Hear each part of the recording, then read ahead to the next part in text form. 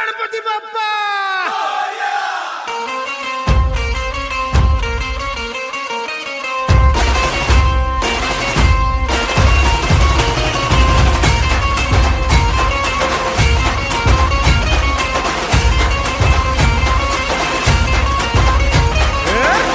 नमन करुणी वंदन इडा मांडून इडा देवाला इडा गावाला इडा पाटलाला इडा मंडळीला